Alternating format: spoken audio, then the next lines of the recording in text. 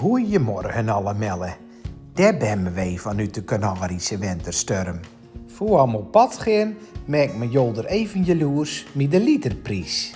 Nou Arwen, pompt hem maar lekker vol hoor. Als eerste bezoek me een stukje natuur, van uitgesleten lava door wind en regen. Persoonlijk ben ik als getuige van het nieuwe leegje.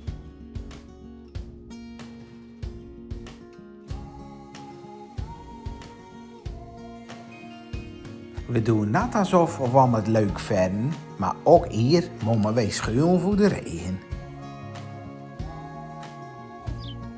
En onderweg zien we hoe aan de druivenier stekkenhoed groeien op dat stek diep zwarte grond. En het Aloe Vera Museum was stek interessant. We mochten zelfs een stekje planten proeven.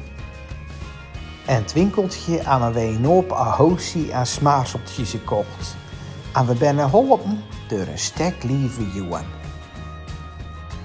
We aan de boodschappen zelfs laten opstieren. Nou, als dat net zo snel gaat als bij de Thaise meubels, dan nam het zeker in het voorjaar van 2029.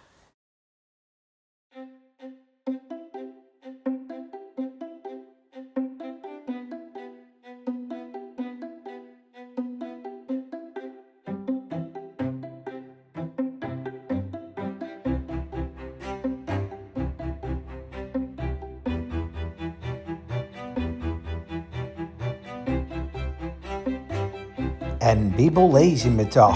De aarde nu was woest en ledig. Nou, dat is hier niet aaskankjes aan. Het is een stek bijzonder landschap om te aanschouwen. Dat kan ik je wel vertellen.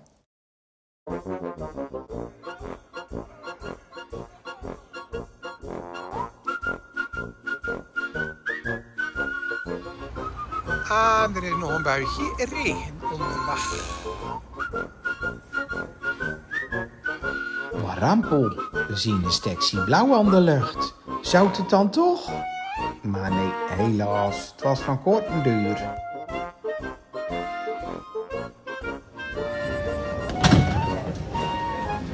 Nou, dat was geen gekkigheid. Die schiet gewoon deur. We zijn niet de enigste die al met de ziel onder de arm over de boulevard lopen. Een massage doet dan altijd twee goed. En even als een mailtje voor het tunnetje. Kijk, het is 6:15, hè? En die heeft handdoekjes liggen aan het zwembad. Stel je voor aan een plak. Hé, met dat mooie herfstweer hier. De hemmen, met de winterjassen dan. Het wordt hier zelfs een beetje mooi weer.